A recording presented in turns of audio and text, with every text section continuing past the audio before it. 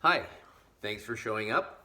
I am here doing some exercise routines to show you how to try to stay limber and fit. We're all at home. We've all got a lot of extra time right now, so take a look and watch. This first video I'm going to do is just some stretching and some stomach exercises. A little bit of upper body, but it's mostly just stretching exercises. I stretch before I work out because after I work out, like nothing's attached and I don't ever feel it when I stretch. If I'm stretching when I'm cold, it kind of helps me to find the places in my body that maybe are a little tight and maybe that I need to stretch more, or maybe that I can find an exercise for to help alleviate that tightness. So I will start by stretching out. I have a yoga mat to protect the floor. I start with kind of a runner's stretch. One leg straight out, other leg to the side. Bend forward. Try not to arch your back. Try to keep your back straight. And stay like this for 30 seconds.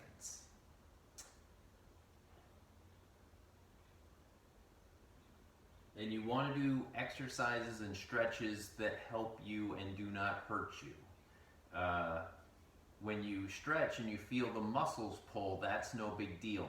But if it creates pain, then you do not want to do that stretch. You want to find some other way to stretch that muscle group. So after the first one, I stretch my arm out, touch my toe. What it does is it really stretches the side muscles. It stretches all the back and side muscles. It continues as long as you keep your toes up and pointed kind of back towards you. It keeps pressure on your legs, so you know you're stretching that. And then it really helps just lengthen your body.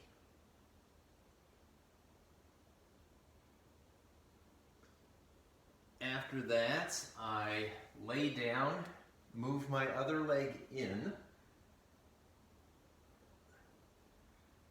and then I crunch up a little bit. And you're just holding it again for 30 seconds. This really stretches my right hamstring. A lot of tension on that, but it feels good.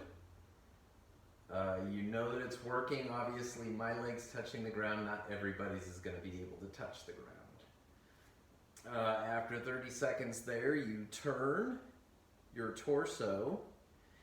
It stretches your thigh muscle still, and it engages your core, which is good.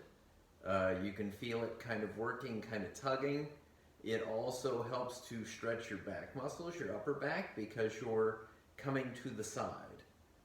And you hold that again for 30 seconds.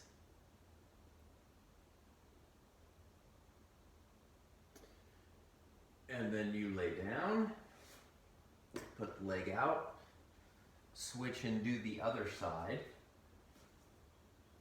Again, try to keep your toes straight up or pointing back at you. Try to keep your back straight.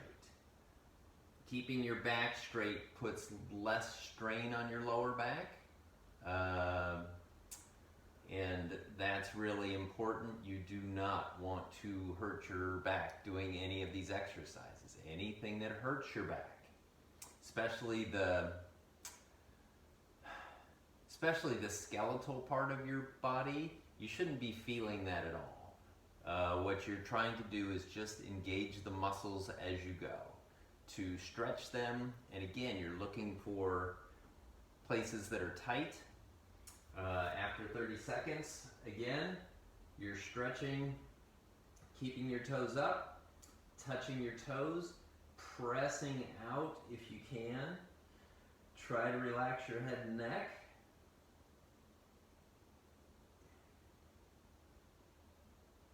And it really stretches your upper back muscles while still engaging your the back of your leg that's extended. And you're here for 30 seconds. Just breathe deeply, breathe slowly.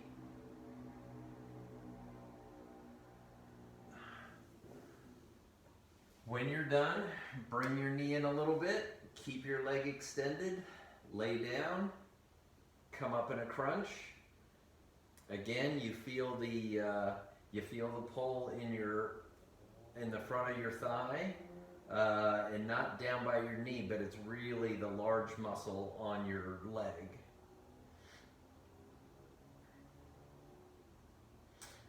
If you want to, and I wouldn't suggest it, but if you need more to do, if you're trying to engage more, you can literally lift your straight leg off the ground and hold it while you've got your other one flat.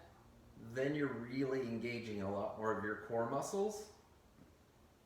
But since this is, step one on the video, and you can always, always, always experiment with stuff. Find out what feels right to you, and find out, take these simple steps and add stuff to it. Try things a little bit differently. See what works for you. And again, turn sideways, and you're turning sideways for 30 seconds. Because it really does engage the core, and it kind of stretches this area on your opposite side.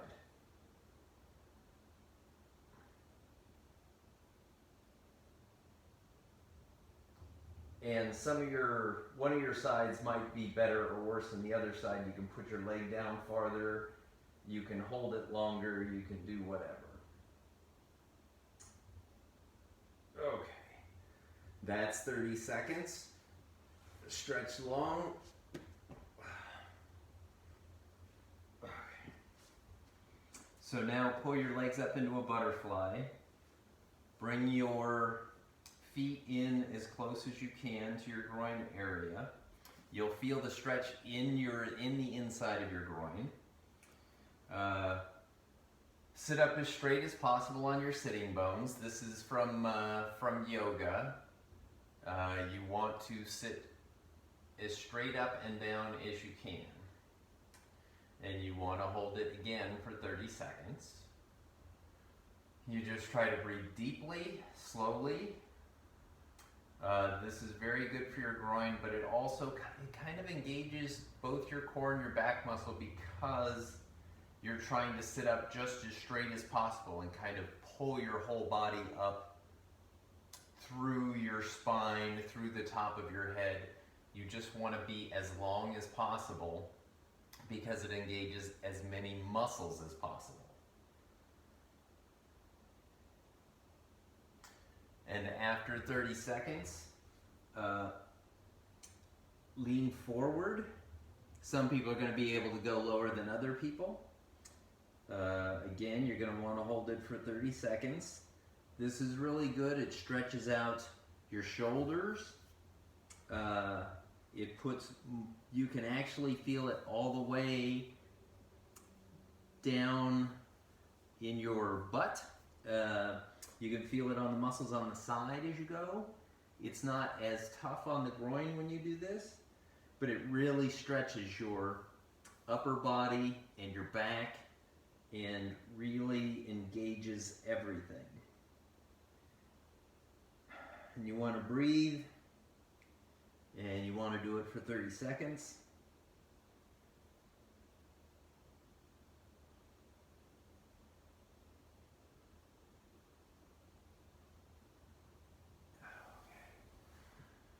Okay, and then when you're done with that, extend your left leg, right leg down in a figure four sort of. Hook your opposite arm and turn around and look backwards. And this really, you feel it mostly in the center of the back. Like all the muscles up your back, you can just feel them lighting up and engaging. Like everything else, you can feel it here in your hip You can feel it in the center of your back. Your stomach, you feel it a little bit, but not much. You're just trying to keep turned as much as possible. Sometimes if you breathe in deep, it helps you to like loosen up and move a little bit more and shift a little bit more. I think this is a pretty aggressive stretch. I wouldn't, as a starter, don't get all twisted like I do, because I don't know a lot of people who can twist like this. But again, it's to really engage. It's firing like all of the muscle groups. And what I'm trying to do is get everything activated before I work out and before I exercise. My feeling on exercise is the best thing you can do is get your heart rate up and keep it up. So this to me is a good way to stretch out my muscles, plus start my heart rate elevating. That way when I go to work out from this, and I actually work out at the gym after I stretch like this, because it really does activate and engage. It gets the blood going, it gets your heart rate up, and it gets you prepared to move forward and do whatever else you need to do. So then come back to center, switch legs again, foot by the knee, get your arm hooked on your knee, turn, face out at 90 degrees. Again, you're feeling it in your hip, you're feeling it in your back.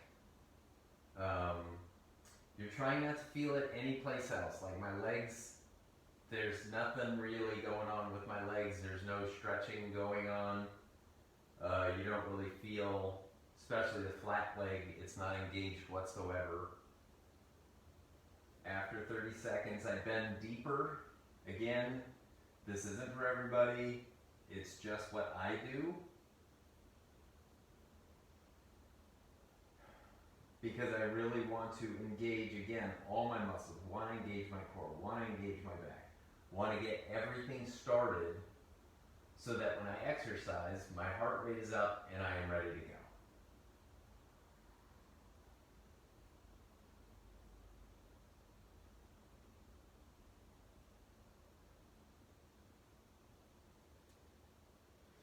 Okay, so that's 30 seconds. I try to bend a little bit, stay straight. So then after that, my heart rate is up a little bit. I am loosened up. I feel good. My core's been engaged a little bit. My back's been engaged. Everything, I feel pretty loose. So I start my workout and I do 20 of several of the things, and then I do 10 of one of my exercises. So the first thing I do is crunches. It's 20, just counting 1, 2, 3, 4, 5, 6, 7, 8, 9, 10, 11, 12, 20. Then, not putting my legs down, not putting my head down, keeping my hand in my arms, spread my legs out, pull them in, and do 10 of those.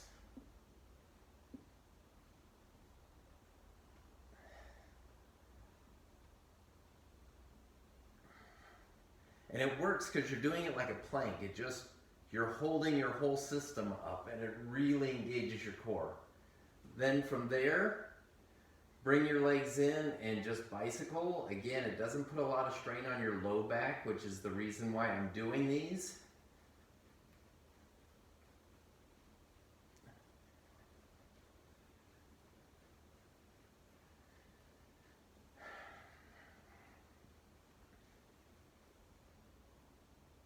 And then again, keeping everything in the air, up, down,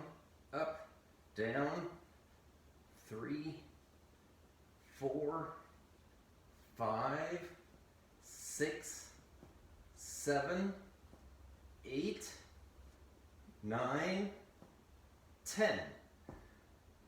You can start with fewer quantity. That's usually the best way to go. Remember that I do all of these exercises 3 times each. So after that, do a cobra into a down dog. And I'm just trying to stretch everything out, get everything engaged. From here, after 30 seconds, bring your left foot forward and elevate.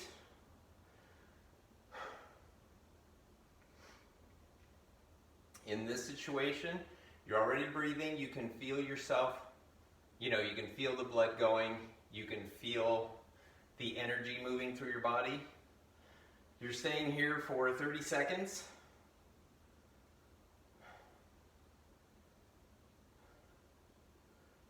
End of 30 seconds. Lean forward. Keep your balance. This is tougher than it looks. Then slowly work yourself up to standing on one leg. Put your arms out, your leg out, get yourself all stretched out.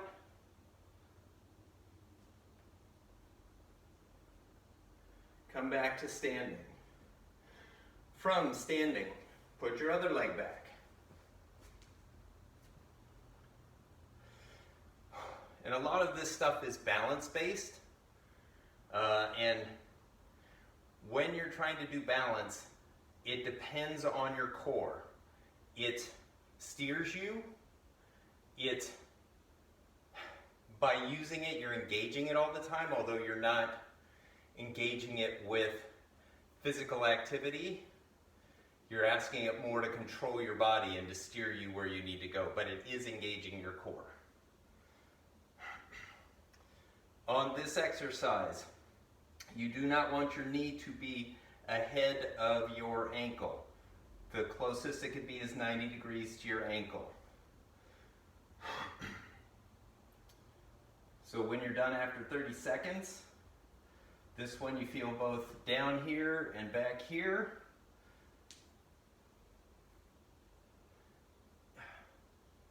You come forward, stand up, and really try to push your leg out. Stretch your hands out. Engage all of your muscle groups, and then come to stand. Do that 3 times. Your heart rate will be up. You will be ready to go to do whatever other physical activity you need to do. Thank you.